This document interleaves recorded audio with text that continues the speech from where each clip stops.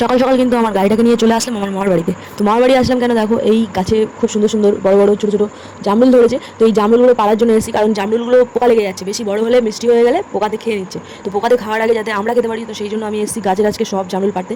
সব পারতে পারবো না একা, যতটুকু পারতে পারবো। মামি নিয়ে যাবে মামির বাবার বাড়িতে, আর আমি নিয়ে যাবো আমার বাড়িতে। তোমরা যারা ভিডিও দেখছো তোমরা কি বছরে জামরুল খেতে পেরেছো কমেন্টে জানাও। যদি না খেতে পারো আমাদের বাড়িতে চলে এসো, অনেক অনেক জামরুল খাওয়াবো। জামরুল খেয়ে পাগল হয়ে যাবে। জামরুল, জাম, আম কি খাবে তাই খাওয়াবো। গাছে দেখিয়েছিলাম যে কত আম ধরেছে, ঠিক আছে, আর এই জামরুলও দেখিয়ে দিলাম। আমার মামার বাড়ি কিন্তু কাছাকাছি, বেশি ডিফারেন্ট না, ওই জন্য বললাম আমাদের বাড়িতে আসলেই দুরকম খাওয়া হয়ে যাবে। আর থাকছে গাছের কিন্তু পাকা পাকা জাম।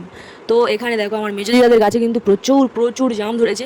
এই গাছটা কিন্তু অনেক ছোট গাছ, মানে অনেকটা বড়, বাট এটা আমাদের কাছে অনেক ছোট। আগে একটা গাছ ছিল, সেই গাছটা প্রচুর বড় ছিল। সেই গাছের তলায় আমরা ছোটোবেলায় মানে পাঠশালা বলতো না, সেই পাঠশালা বসতো, সেখানে আমরা পড়াশোনা করতাম। তো সেই গাছের জামগুলো বিশাল বড় বড় ছিল আর বিশাল মিষ্টি ছিল। সেই গাছটা আমফান ঝড়ে পড়ে গেছে। তো এখন আপাতত এই গাছটা আছে। তো এই গাছ থেকে কিন্তু আমরা এখন জাম পেড়ে খাই। তো এই গাছের জামটাও কিন্তু ওই গাছের জামের মতোই খুবই মিষ্টি, কিন্তু ওই গাছের জামের আটি ছোটো ছিল আর শাঁসটা মোটা ছিল।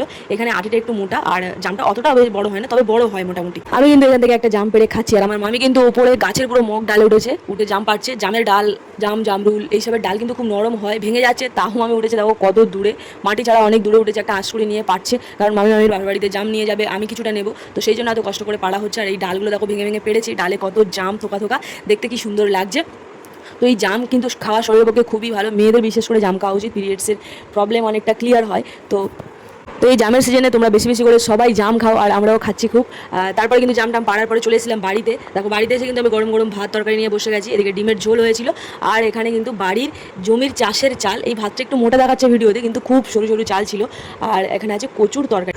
তো ডিমের তরকারি থেকে কচুর তরকারিটা বেশি টেস্টি ছিল। তো যাই হোক, দেখা হচ্ছে নেক্সট ভিডিওতে। ততক্ষণ তোমরা খুব ভালো থাকো, আমিও ভালো থাকবো। Tata, bye bye.